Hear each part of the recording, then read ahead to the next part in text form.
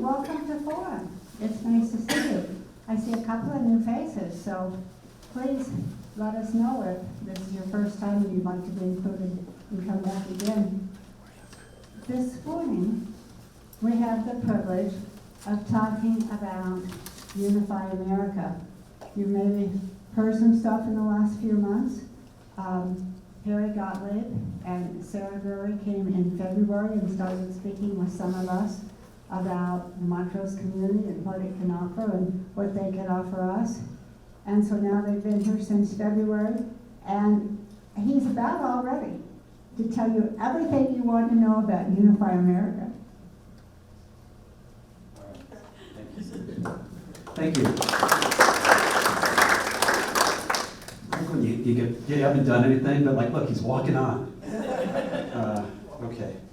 So, yeah, Unify America, hello. Yeah. My name is Harry Nathan Gottlieb, and I thought I should probably start off by telling you a little bit about myself, so you know who's taking up your hour today. I started off my career as a filmmaker.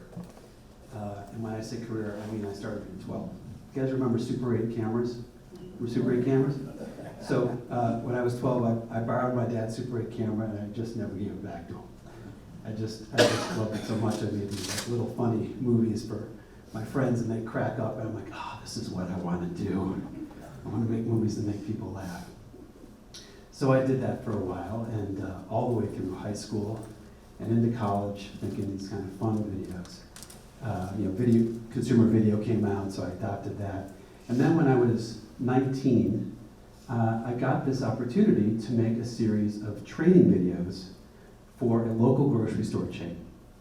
And they called me in with some other kids and said, look, I understand you're a movie maker. We've got these 15 and 16-year-olds we need to train. I heard you make funny movies.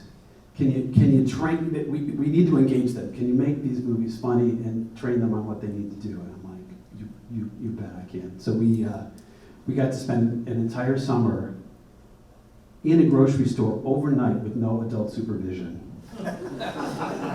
And he said, and if you get hungry, just grab something off the shelves. And I'm like, I am in heaven.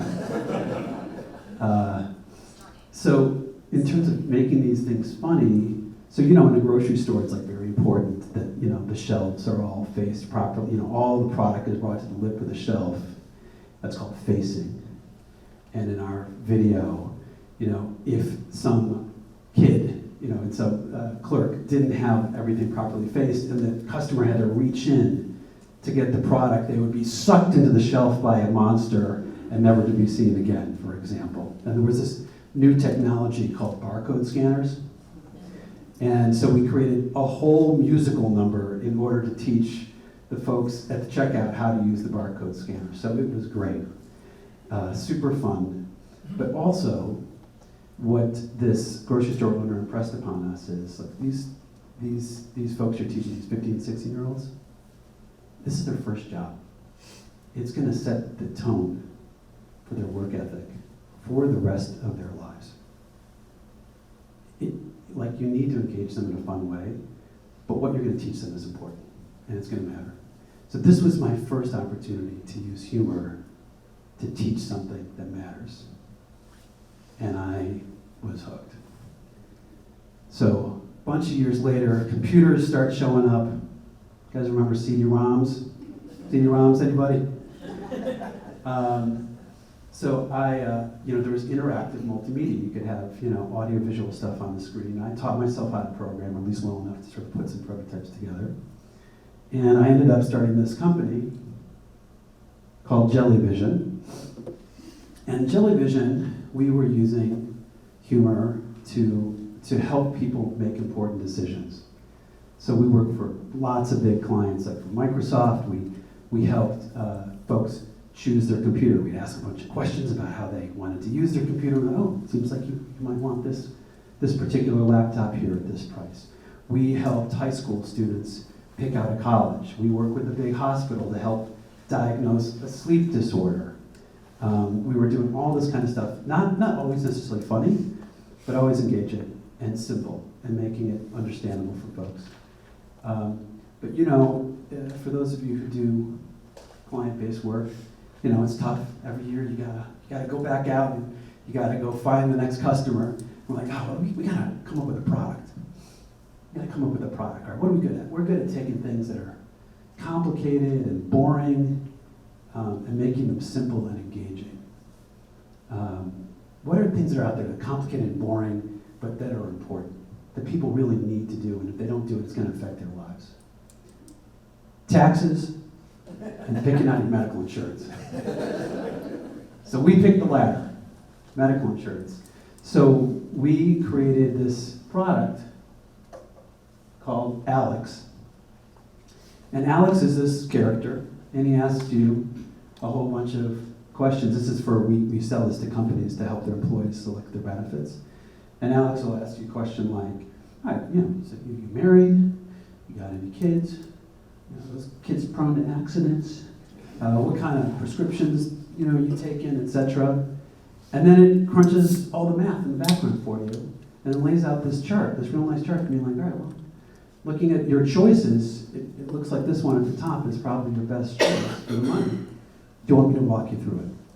And that's how Alex works. So that now is in use in 15,000 companies. We help about between 4 and 5 million employees a year. I still sit on the board. The CEO I put in place has been there for more than a decade, and that company is going strong. And then along the way, I created this company, Jackbox Games, which makes, wait for it, games. Video games. Now you may have an idea about video games. I mean, these kids sitting in front of their video games, rotting their brains away. Our video games are different. They're party games, kind of like a board game. And the idea is, how can we use video games to bring people together, to have fun together, to enjoy each other's company? And we've had people write us. Our game's a huge amount of use during the holidays, where people will be like, you know, our family, like, we don't get along. Like, everyone's like laughing, smiling, going, I know what that's like.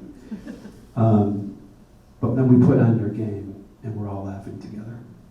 And that's really why I created this organization. And it's worth noting that, like, our games can be played online at a video conference. So during the pandemic, the number of people who play our games doubled. For several years running, 100 million people play a Jackbox game every year. During the pandemic, it was 200 million. Because people needed to connect and feel like they still belong, still were connected to people. So that's a theme. So, yeah, my name is Harry. I have a background in games and entertainment and creating interactive experiences that convert boring and complicated to simple and engaging. Now, something else that is boring and complicated, but that really matters, that's really important, that affects people's lives, public policy. Public policy. So well before I started these two companies, I had that insight, and I spent a couple decades plus thinking about it, and also wondering, this is like back in 1993, man, I can learn about what's going on in this country by reading the news, but the news just tells me what happened since yesterday. It tells me what is new. That is what the news is. It tells me what is new. But that's not what I need if I want to participate in making my country better. I need different kinds of information in order to do that. Where do I find that information? Because what I see in the newspaper is this side trying to beat up this side, and this side trying to beat up that side. Like, this is not enough for me to participate as a citizen in the future of my country. So in 2020, I created Unify America. After thinking about it, as I said, for more than 20 years. So What is Unify America? We are a nonpartisan, nonprofit organization dedicated to helping communities solve difficult public problems collaboratively. All right, so how do we do that? I want you to imagine you're the CEO of a major corporation. Congratulations. All right. Oh, gosh, this keeps skipping one slide every time I click it. I don't know if there's a.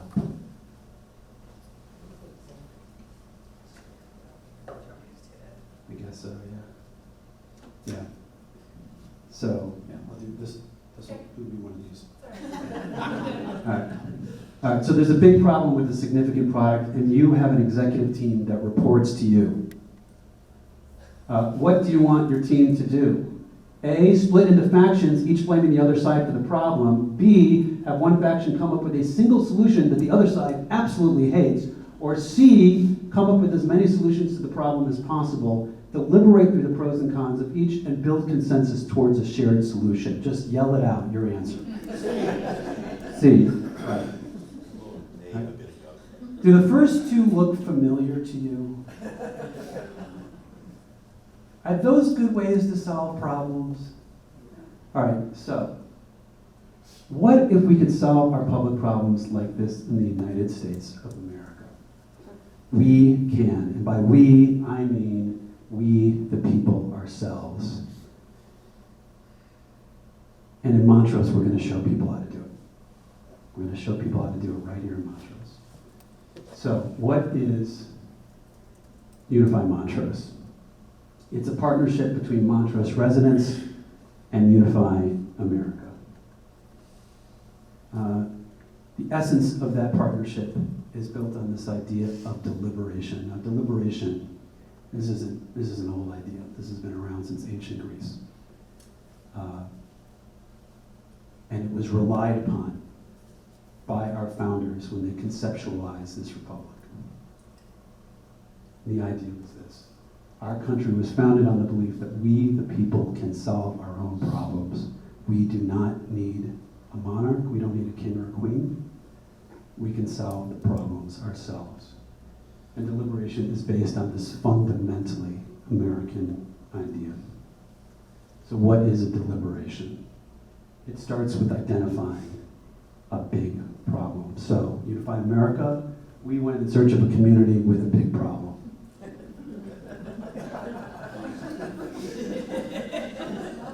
Turns out you can throw a dart at a map and you can find a community that's got a big problem. So we need a little bit more than that. We were also looking for a community that is ideologically and demographically diverse. Not everybody's the same. Not everybody thinks the same. Has an issue understood through its residents' life experiences and data collected through research. Is led by and has residents who want civic engagement. And finally, welcomes collaboration from an organization like us. And when we got to Montrose, man, we found all that and more. I had the great opportunity to give a keynote in Colorado Springs at the El Pomar Foundation's conference of its regional councils all around the state, and had the good fortune of having dinner with Linda Gann and Don Coram, and told them a little bit about what we're doing, and they said, you come to Montrose. And we did, and we first showed up here in February, and also came back in March, and we met with over 70 leaders in this community, doing discussion groups, presentations, and we asked, so what are the challenges? What are the problems that you're dealing with here in Montrose? So these problems seem to be the most pressing here in Montrose coming out of these discussion groups: housing, childcare, mental health, youth development, and economic development. And ultimately, we chose childcare to focus on why. 3 reasons. Number 1, it's something that affects the entire community. Number 2, there have been a whole bunch of work, like a lot of progress has been made on childcare in this community. And the folks, the organizations who worked on it are like, boy, if we could get some broad public engagement, like we could really push this over the edge, because we still got a long way to go. So broad public engagement. And number three, we have data. There was this study done in October of 2021. It was completed. The city of Montrose, the county, UVA Bright Futures really deserve a lot of credit for co-sponsoring this research, which is really helpful. We now understand the extent of the problem and the contours of the problem. And here's a little bit of here's a graph from that study that gives you a sense of it. This is from 2021. Things have gotten a little bit better since then because of this study. We've opened up a new daycare center in Colorado Outdoors, for example. But that bottom line there, that's what we got. That's the availability for childcare. And those other lines, those are different representations, high, low, and baseline of what we need. And as you can see, we don't have enough now. And if we don't do anything, it looks like it's going to get worse. So what we want to do is kind of bring to life a little bit of this data for you. So we prepared a video for you to take a look at. What do you wish everybody understood about childcare in Montrose?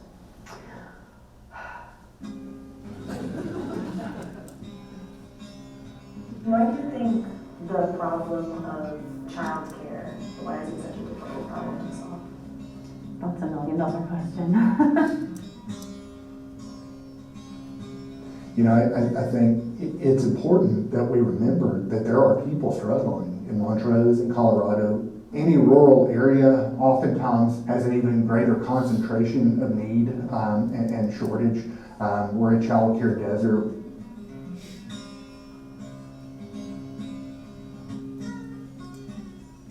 You can't expect to move here and find something easily. Police officers come to us and said that they are looking for affordable and accessible childcare. And we're not able to find it in this community, and so they moved on. We have phenomenal childcare centers around here, but there's not enough of us.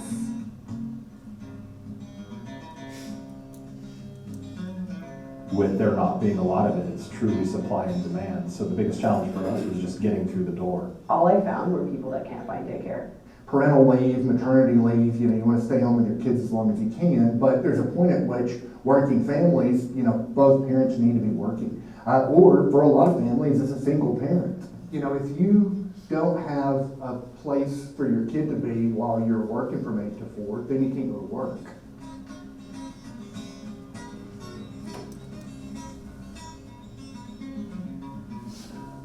I see every day how families struggle to afford not only just childcare, but quality childcare. And it's a really fine balance for them between being able to work and afford childcare and not being able to do either of them. It's a wash. Like every day you go to work, you're not even breaking even.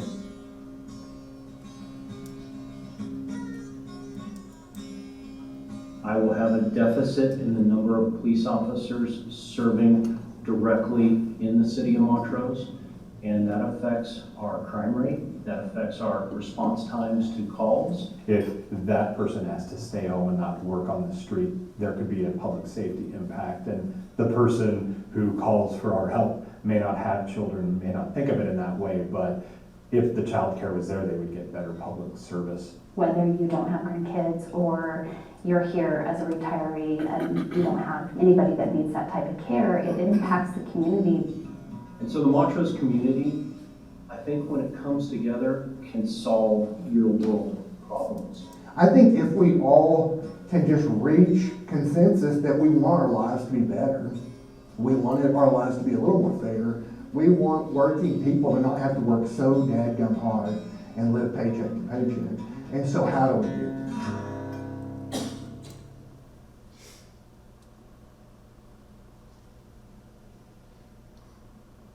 So I'll explain what the community panel is in a few moments. But I think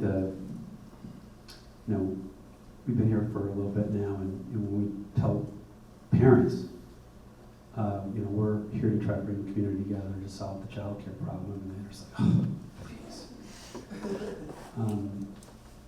But really, if you don't need child care, You might need a police officer who's got kids. You might need a nurse. You might need a firefighter. You might need a pharmacist. You might need somebody to just take your order at the restaurant, make sure the grocery store is open. A lot of these folks, they've got kids. And so I think, what we have to recognize is if we want Montrose to work, we need to make sure our parents can work. Yeah, so that's really the message here. So let's talk about how Unify America works. We orient our public deliberation around a shared goal. What we want to achieve. That is a shared goal, what we want to achieve. Now let me kind of tell you a little bit more. What does it mean to have a shared goal? To do that, it's helpful to understand the difference between goals and tactics. So, by way of example, Medicare for all. That's not a goal. That's a tactic. The goal would be we should make sure that all Americans have access to high quality, affordable health care. That's an end result that we want to achieve. And we know from another program we do, where we bring people together online in pairs who vote differently and have them talk about these shared goals for our country. We know that 94%, is that the number? 94% of Americans all agree on this goal. Let me give you another example. A border wall. That's a tactic. That's not a goal. A goal would be we should be able to know and determine who comes in and out of the United States. And 84% of Americans agree on that. You can go through almost any political issue and level up and find that we actually agree on the end result we want to achieve. And I mean on everything. At one point, this survey had 50 questions covering everything: education, immigration, economy, everything. You can always level up and find a shared goal. So, the power of a shared goal, it allows us to get out of this political binary. I am for a border wall. I am against the border wall. I am for Medicare for all. I am against Medicare for all. I mean, what kind of a way is that to solve problems? That's not a way to solve problems. What a shared goal allows us to do is say, let's look at this problem holistically. Let's see if we can't find a universe of solutions that work together in order to achieve this goal. And the other thing it does, because we want the same end result, we don't need to demonize each other. We want the same thing. Now we're just talking about how we're going to do it. We don't need to demonize each other around that. The power of a shared goal is it allows us to take the gloves off and start talking. Start listening to each other. Start working together. So our shared goal here in Montrose for this initiative is this: every parent and guardian in Montrose shall have access to dependable, safe, affordable, and enriching childcare options so they can work, attend school, or otherwise contribute to our community. That is our shared goal. And I submit, based on the data and the research, at least moving positively in the direction of this goal is going to be critical for the viability of this county. And it's worth noting, this is a problem everywhere. But Montrose, we have an opportunity here to show how this problem can be solved and be a model for other communities. So how's it work? 30,000-foot view here. Number one, we recruit a community jury. This is not the government. This is not like top-level leaders. It's just everyday residents in the community. We recruit them and we bring them together. We then have that jury deliberate. They're looking at a variety of solutions to achieve that goal, a variety of actions to achieve that goal. They're then deliberating the pros and cons of those actions with each other, and ultimately prioritizing those actions. And then they look at a variety of funding options. How do we want to pay for the actions that we have prioritized? And they deliberate over those, looking at the pros and cons of those. And if they can come together enough to get a 2/3 majority to say, I think we've got a plan here, then last step, we have a proposed plan of action, and that gets presented to the community government officials, etc. That's the high level view, and I will dig in. But before I dig in, I want you to imagine again you're the CEO of a major corporation. Don't let this get to your heads, okay? We're just pretending here. Okay. When you hire your executive team, do you want people on the team to come from similar backgrounds and have similar perspectives and similar ideas, or B, different backgrounds and have a wide variety of perspectives and ideas? Just yell at your answer. B, right. Because if you're trying to solve problems, come up with ideas, you don't want 8 people around the table who've all got the same idea. Like, that's not really helpful. You want people with different ideas. The problem is that when we're trying to solve our problems in a political process, our different perspectives are used as a wedge to divide us, right? But with deliberation, different perspectives are our superpower. It's our mechanism by which we can make wiser decisions, by listening to each other, a format where we are set up to listen to each other. So, dig in a little bit. First step, we need to recruit 300 hand raisers. These are people who are saying, I would like to be on that community jury. I am interested in that. And they fill out a form providing some their contact information, demographic information. We have been in the community since May, kind of evangelizing this idea. We just made this form for signing up for the jury available about a week and a half ago. And we're going to be running that for the next 6 weeks. So we're out there recruiting these hand raisers. The next step is that we randomly select from all those hand raisers 64 people who are demographically representative of the Montrose community. By demographically representative, I mean they are by age, by income level, by education level, by gender, by political party registration, or unaffiliated, as the case may be. And there's a couple of other demographic categories as well. So the idea is that we field a community jury that has the same demographic makeup as Montrose has. So it really is a reflection of the people of Montrose. One more. It's then worth mentioning, of the 64 people, they are then divided into 8 groups of 8 to deliberate. Each one of those small groups of 8 is called a trust. Each trust is led by a facilitator. And we're going to make sure that the folks in each one of those trusts are diverse, have different perspectives. Like, probably don't know each other yet. Probably don't run into each other at the coffee shop, you know?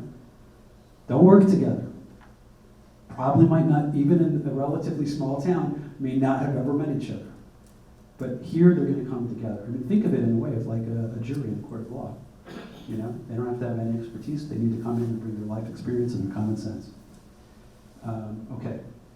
The way they will meet is online through video conferencing. There will be a couple times where actually the whole jury gets together in person, but mostly it's going to be online. And they will meet for 12 weeks for 2 hours per week online. And I should mention, if someone doesn't have the technology, you know, they don't have access to the internet, they don't have the right computer, we'll take care of that. We'll make sure that they've got the tech ready to participate. And it's also worth mentioning that we are also going to be, because of course 22% of this community is Hispanic and many are Spanish-only speakers, we will also have a trust that is a Spanish-speaking trust. And we'll be looking for as many ways as we can to integrate our Spanish speakers and our English speakers together using interpretation. The jury is compensated for their time, $15 an hour. Expertise is not required. No expertise required. Okay, so while we are out finding the jury, we are also looking at finding creative solutions. So we have been doing a search. We've been getting ideas from people going to the Unify Montrose website and typing in their ideas. We've been talking to individuals. This right here is called a Jamboard. We had an online session called a solution session where people just all got online and started typing up ideas. We have a research team at Unify that has been looking at how other people around the country, how other communities have solved this child care problem. And then, of course, maybe most importantly, we've had the benefit of the experts on child care here in Montrose who have been assisting us. And it's worth saying, go ahead. that we've had the benefit of working with top Montrose leaders in the field of childcare and education. You saw some of them in the video, but let me just list off a few others. Chrissy Simmons from Maslow Academy, Bud Taylor from Boys and Girls Club, Mary from MRD, Sarah Fisherin, the president of the school board, Penny Harris, head of early childhood education, Kathleen Merritt, the ED of Bright Futures, Chastity DiGiulio at Bright Futures, who focuses on home care, Clea Willow, head of programming at Bright Futures, Jennifer Pellegra at Community Options, Bethany Mayer at MATA, Carlton Mason of CASA, Sarah Plumhoff, who was for 10 years head of the Montrose Community Foundation. We're talking to Karen Sherman-Perez, who's here. Emily Schneider had a very, very helpful conversation, which I'll explain in a second. And then we have the great assistance of Lori Sharp, who's working on our team, on the solutions team. So we've generated at this point more than 50 ideas, large and small, that we're going to be kind of corralling together and figuring out which ones can fit in the time frame that we have. So what is the geographic scope of the Unify Montrose project? So I'm having lunch with Emily, and I'm like, we're really just thinking about focusing on the city, and she's like, ooh. So look, the borders of the city and the county, in terms of people's lives, they're real permeable, you know. It kind of doesn't really make sense. And then actually Sue Hansen more or less said the same thing. We said, oh, well, I think we better figure out something different here. So the scope is now what we call Montrose Valley. Montrose Valley, so the corridor 50 and 550. And that's where we're going to focus this effort, because this is a group of people whose lives are intertwined, you know, and who are served by same school district, Montrose Recreation District, etc. Now, what about the West End? You may be wondering, what about the West End? If you're not wondering what about the West End, congratulations, you know what it's like to live on the Front Range and never think about the Western Slope. So we were talking to Bright Futures, and they said, look, you know, this population they are so spread out. It's just a different ballgame. Different nonprofits serve the West End. And frankly, the folks around the city have got no business deciding what the solutions are on the West End. The people in the West End have got to decide their own solutions. So their recommendation was, which I got to pass along to the county on Monday, is let's, after this deliberation, we generated all these ideas. Let's bring some of these ideas to the West End. They decide which of these ideas might make sense to them or different ones, and do it with the nonprofits that serve the West End.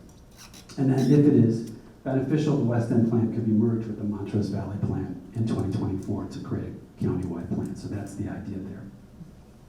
So our overall timeline, we've been here since May. We're recruiting that jury through the end of July. On August 2nd, at the Magic Circle Players Theater, we're going to be live doing this, we call it the Liberation Lottery, to select our random but representative 64 jurors. It'll be streamed live. It's going to be entertaining. And then in late August, those jurors will start to go through an orientation, but the deliberation will start in earnest in early September, run through just before Thanksgiving. And then if they actually reach a 2/3 majority on a plan of action, then that will be presented to the community leaders, the public officials, the second week of December. And if that happens, I sure hope you all will be there. So that's our overall timeline. We are really fortunate to have the cooperation of the government. Now, this is not a government initiative, right? This is not a government initiative. This is an initiative of the people working with Unify America.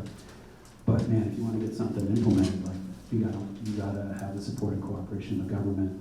And I had the opportunity to present to the city council, to the county, and they both offered their support and encouragement and enthusiasm. And specifically, this is what cooperation looks like: promoting the helping us get the word out so that we can field the jury, celebrating bringing Montrose residents together. Like, hey, this is a good thing, everybody. Like we can't lose by bringing citizens together here. guiding us with their expertise. We don't want to put a solution in front of the jury that, there's some state law that we don't know about that makes it impossible.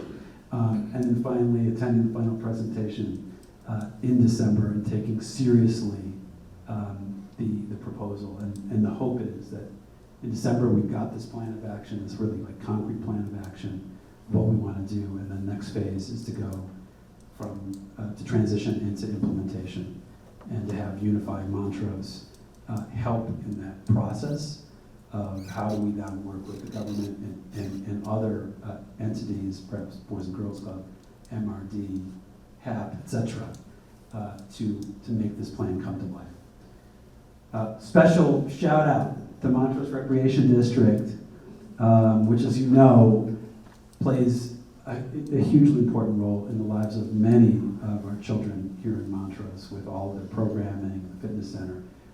Under Mary Steinbeck's leadership, the board passed a formal resolution supporting the Unify Montrose childcare deliberation. It is our first ever official resolution by an official entity supporting it, so Mary, really appreciate that. That's right, come on. There you go. Anybody else running any organizations that want to pass a resolution? Let us know. It was very exciting. Just to introduce you to our leadership over here on the right, starting there, Morgan Lasher. We've got great core competency in marketing, communication, outreach. This deliberation that's online is a big part of the process. This is going to be run using software. And we have a small engineering team led by Brandon. Tom Haley is our chief creative director. He was also chief creative director at Jellyvision for many years. I have a long working relationship with him. So, of course, we're not going to have this jury like, welcome, here is a 500-page booklet that you now need to read and memorize like you're a policy wonk. No, we are going to make videos that are going to make looking at these solutions and looking at the pros and cons engaging, simple, and clear to understand. And so Tom's going to be leading that effort. Sarah Drury, ladies and gentlemen, over here. Sarah is our head of deliberations. She has 10 years of experience in the field that we are in, and that field is called deliberative democracy. Deliberative democracy, bringing citizens together to be able to deliberate important public decisions. So she's been doing that for a while. Michelle Sobel, so I'm telling you the story of how I did that series of training films for the grocery store, and I was 19. She was also 19. We were in college together, and I worked with, that was my first time working with Michelle over the summer making those films, and then we worked at Jellyvision. She then also went on to start 2 other companies, as I did, and so she's our president. So we have a really, like a broad set of core competencies that we bring to this in order to make this happen. We are living here in Montrose. This is our place that we're renting at First and Mesa, thanks to Don's son Decorum, who hooked us up. And because, housing is not easy to find here. That may be something you've heard of. But Dee hooked us up, and we got, we can sleep 3 to 4 in there. And Sarah and I are here like practically all the time. Alex in the background there has been here a whole time. But also, we got like half our staff coming in and out of Montrose. Most of the folks have been here for 2 weeks to a month, on and off. But here's all the folks who are going to be coming to Montrose to help support this effort. So the benefits to Montrose, to kind of bring this to a close. We hope to engage the community around a shared goal, to research and consider a wide range of customized local actions, many of which have been developed right here in Montrose by folks from Montrose, and build trust between Montrose neighbors from different backgrounds. Man, you may not have much to say to someone, but suddenly when you've got a shared goal, and you have an opportunity as a citizen to sit down and talk through the pros and cons with someone, suddenly relationships form that would never have been formed across differences. And then finally, create an opportunity for cooperation between Montrose residents and key institutions in the community. One of the things that comes out of research from deliberative democracy is that citizens who participate in this process, come out of it with a greater regard for the role of government and the role that they can play in us governing ourselves. And that's a good thing. Like, we are the government in this country. We have this idea, the government's over there and we're over here. Part of this process is to break that wall down. We need to give regular, everyday citizens an opportunity to shape public life in this country, and then to work with government in order to shape their decisions. And that's a big part of what this process is about. So finally, the big benefit, hopefully, is build an action plan to help solve the childcare crisis here.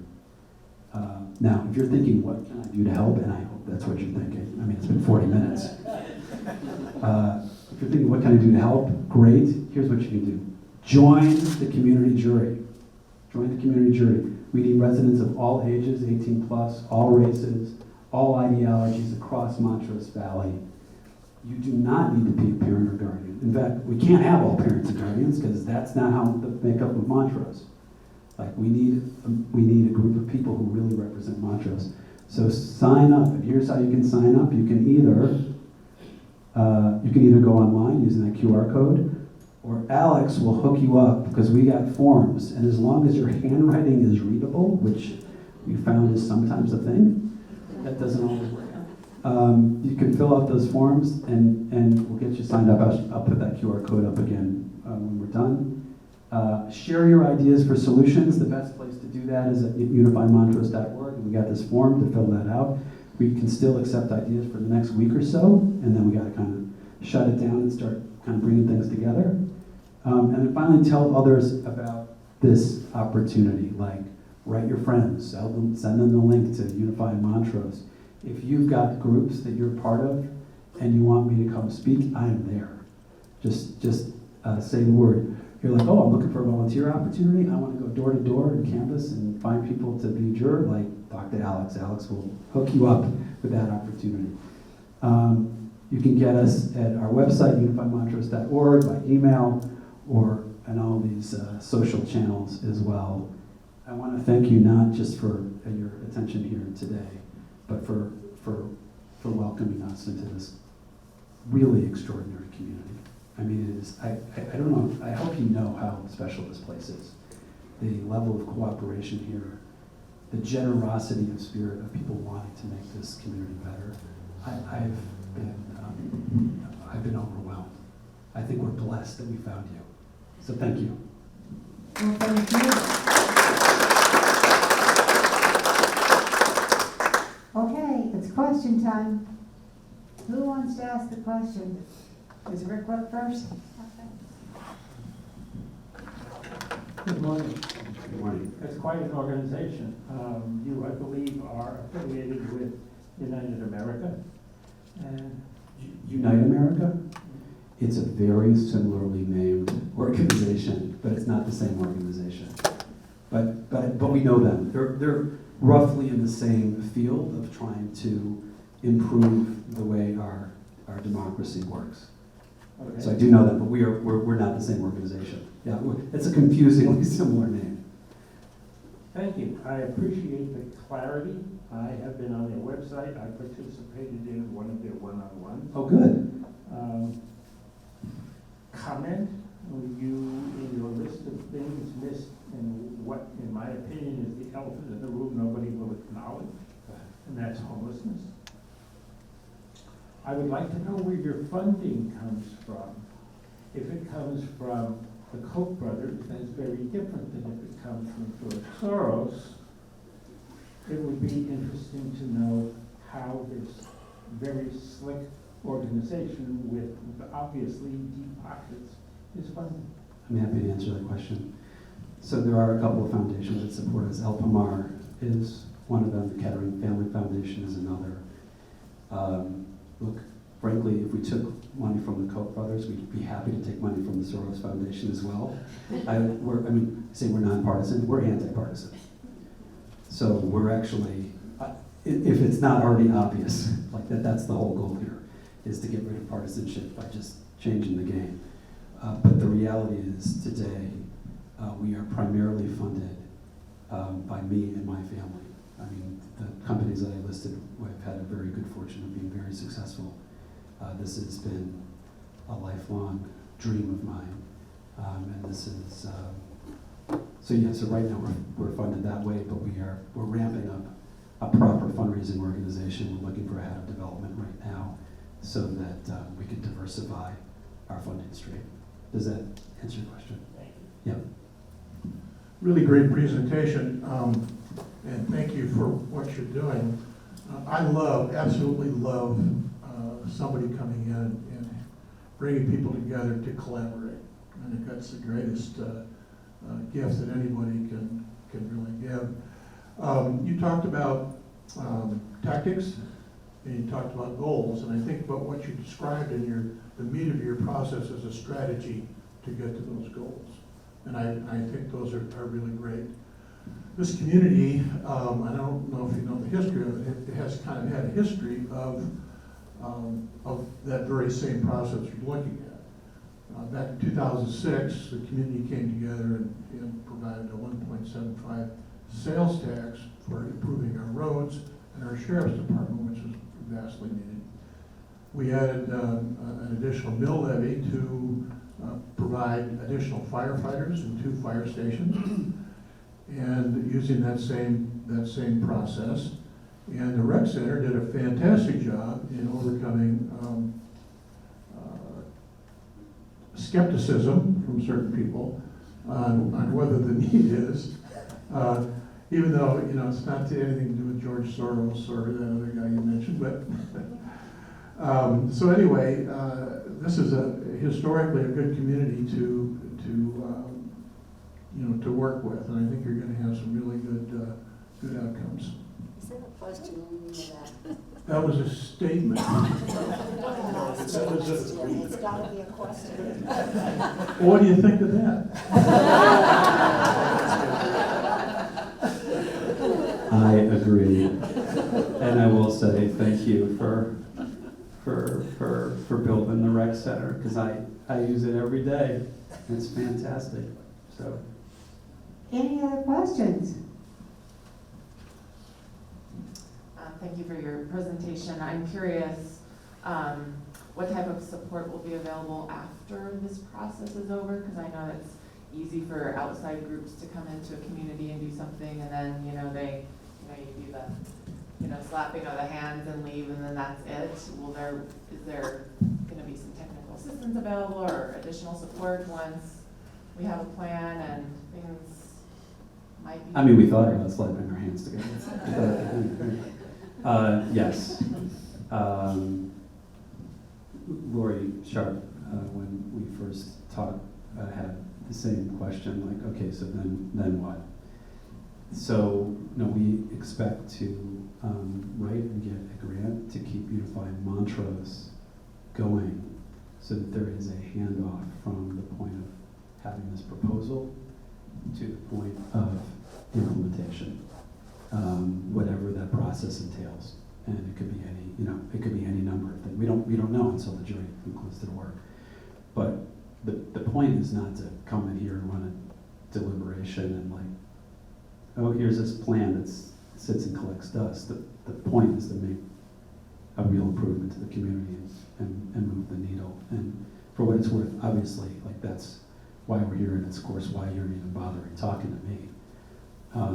But for Unify America, this is a pilot for us. We're trying to demonstrate that this really is possible, that if you give the power to the people, that you can make substantive changes in a way that is very difficult to do in the political process, if not impossible. So we want to be able to tell the story of this county on the western slope of the Rockies, where this whole country is struggling with, well, man, how do we do childcare?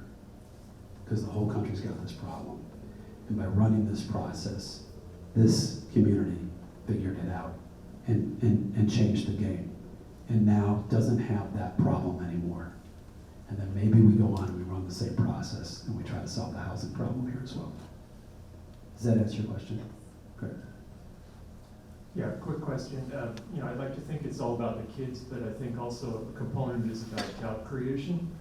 And that if we move forward with creating child care centers and have 10 new child care directors and 10 more assistant directors, that we're creating that synergy and multiplier effect that our community really needs to drive the economy. So I'm hoping we move in that direction. That's my question.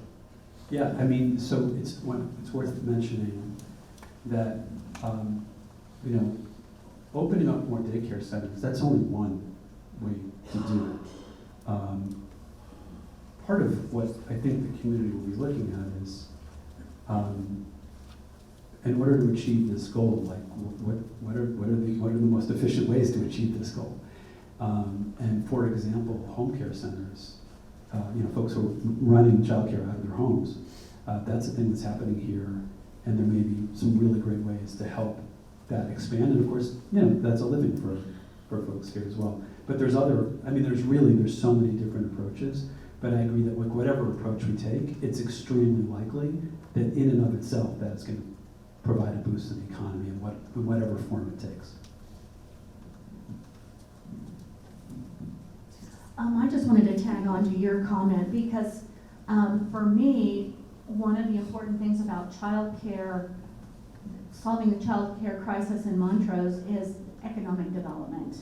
Because as you alluded to in your video, for sure police officers, for sure nurses, but how many help wanted signs do we see around? And I think there are plenty of, I'm just gonna say moms, because it's mostly moms who stay home, would join the workforce if they had affordable, safe place for their children to go. So I think economic development is key demographic that will also benefit from solving our childcare desert.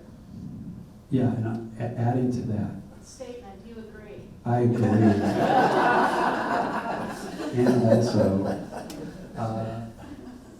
David Dragoo, Colorado Outdoors, was standing here a few weeks ago, and he said, like, when we talk to businesses about bringing them into Colorado Outdoors, they ask two questions. Do you have housing for my employees, and do you have daycare? So yeah, if we want to bring businesses in here, we're going to have to solve those problems. Thank you, Harry. I appreciate you and the approach you're taking. I've been involved with consultants and stuff for many, many years.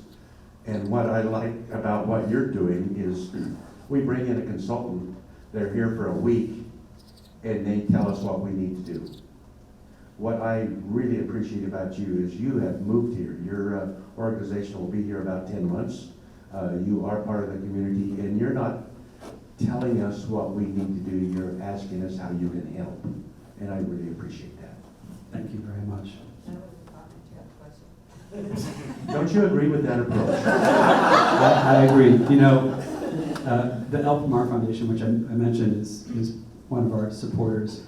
The executive director and program director came in town, and we met at Coffee Trader, and we went up to the front counter, and Fong said, "Green tea latte," pointing at me. I'm like, and the guys from El Pomar, I'm like, "Oh, you're a regular, you're a resident here." I'm like, it's a good when the guy's making your coffee knows your drink. Go ahead. Are you a 501 charitable C3? organization? Yeah, we sure are. Yeah. Yeah. Oh yeah, if you'd like to make a donation, you come talk to me afterwards. Yeah. Well, it's time for us to close. We'll sure have the police department coming in soon. So again, thank you, Harry. Appreciate you being here. Thank you, Sarah.